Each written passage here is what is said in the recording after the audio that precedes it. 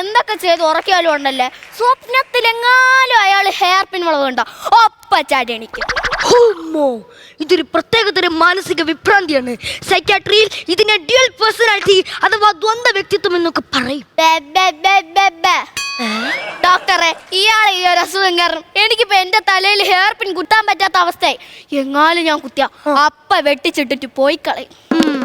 ശാന്തന്റെ ജോലിക്കിടയിലുണ്ടായ ഒരു ആക്സിഡന്റ് മൂലമാകാം ശാന്തന്റെ മനസ്സ് കൈവിട്ടിരിക്കുന്നത്.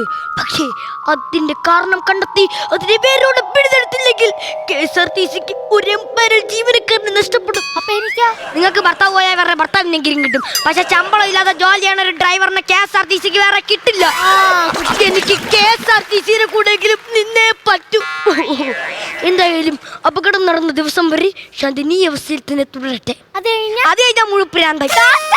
പക്ഷേ എനിക്ക് KSRTCയെ രക്ഷിച്ചേ പറ്റൂ. നഷ്ടത്തിലോടുന്ന KSRTCയെ രക്ഷിക്കാനായി ഞാൻ ഏത് അറ്റം വരെയും പോകും. ഡോക്ടർ, എടി ഇയാൾ ഇതുവരായിട്ട് പോയില്ലേ? ആർക്കറിയാം, പോയില്ല. ശാന്തം വന്നു. ശാന്തനെ ഞാൻ ഉറക്കാൻ പോവുകയാണ്. ശാന്ത പൂജ കഴിഞ്ഞിട്ട് മതിയില്ലേ ഉറക്കം? അതൊന്നും പറ്റത്തില്ലടാവേ, എനിക്ക് പോയിട്ടേറെ പണിയുണ്ട് കേട്ടാ. എന്നാ ഉറക്കിക്കോ ഡോക്ടറെ. എന്നാ പിന്നെ വാ, ഇവിടെ ഇരിക്കണോ? ഇരുന്നല്ലോ. ശാന്ത, എന്ത് ശാന്ത?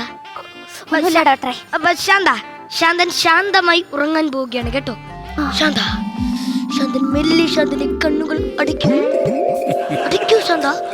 അടച്ച്. ശാന്തൻ ഇപ്പോൾ ശാന്തമായി ഉറങ്ങിക്കൊണ്ടിരിക്കുകയാണ്. ശാന്തൻ ഇപ്പോൾ പൂർണ്ണമായും നിദ്രയിലാണ്. എന്തിനീ ചെയ്യണത്? ടെസ്റ്റ് ചെയ്തതാക്കിയതാണ്. ഉറങ്ങി. ശാന്തൻ എന്താണ് ശാന്ത പണിക്ക് പോകാത്തത്? KSRTCയെ ലാഭത്തിലാക്കാൻ ഉറക്കമൊഴിഞ്ഞ് പണിയെടുക്കുന്നവരാണ് ഞങ്ങൾ എംപാനിൽ ജീവനക്കാർ. സ്ഥിരം ജോലിക്ക് പോകുന്നവർക്ക് ലീവ് എടുത്താലും ശമ്പളം കിട്ടും. പക്ഷേ ഞങ്ങളെ പോലെയുള്ളവർക്ക് ലീവും ഇല്ല, ശമ്പളവും ഇല്ല. എന്തായാലും ശമ്പളം ഇല്ല, പിന്നെ എന്തിനാണ് ലീവ്? നമ്മൾ എന്തിനാണ് പണിക്ക് പോകുന്നത്? സന്തോഷത്തോടെ കുടുംബം നോക്കാനല്ലേ.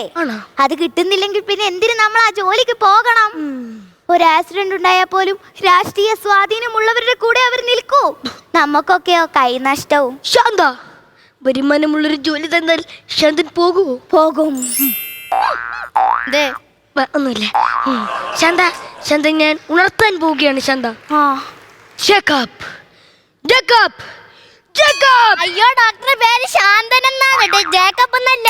അതല്ലെന്ന് ഞാൻ എണീക്കാൻ പറഞ്ഞത്. ഡോക്ടർ മിണ്ടാരി. ഇനി ഡോക്ടർ പറ. ശാന്തന്റെ എല്ലാ അസുഖവും മാറി കേട്ടാ. ശാന്തൻ ഇനി നാളെ തൊട്ട് എന്റെ ഡ്രൈവറായിട്ട് പണിക്ക് വരും. ഓക്കെ ഡോക്ടറെ, ഞാൻ വരാം. ഡോക്ടറിന്റെ അടുത്ത് എങ്ങനെ നന്ദി പറയണമെന്ന് അറിഞ്ഞൂടാ. ഡോക്ടറിന്റെ ഫീസൊന്നും വേണ്ട. ഇത്രയും മോജസും തേസുമുള്ള ഈ ശാന്തനെ എനിക്ക് നിങ്ങൾക്ക് തിരിച്ചു തരാൻ സാധിച്ചില്ലേ? അത് തന്നെയാണ് എന്റെ ഫീസ്. എടോ, നാളെ രാവിലെ 9 മണി തൊട്ട് വൈകിട്ട് 8 മണി വരെയാണ് ഡ്യൂട്ടി സമയം കേട്ടാ. ഞാൻ വരാം ഡോക്ടറെ. വരാന്ന് പറഞ്ഞ എന്റെ ഹിപ്നോട്ടിസാണ്. പൂജക്കൊന്നും ഇനി പോവൂല. ഡോക്ടറെ, 9 മണിയാക്കുമ്പോ ഞാൻ വരാം. പക്ഷെ ഒരു ഉച്ച 12 മണിയൊക്കെ ആകുമ്പോ എനിക്ക് നിന്നെ ഫ്രീ ആക്കി വിടണം. എന്തിനി? ഉച്ച പൂജ മുടക്കാൻ പറ്റത്തില്ല. എന്നാ പിന്നെ ഞാൻ ഉറങ്ങാൻ പോണു. അല്ല, ഇറങ്ങാൻ പോണെന്ന്. അല്ലെങ്കിൽ തന്നെ ഇവിടെ നിന്നിട്ട് എന്റെ കിട്ടാനാണ്.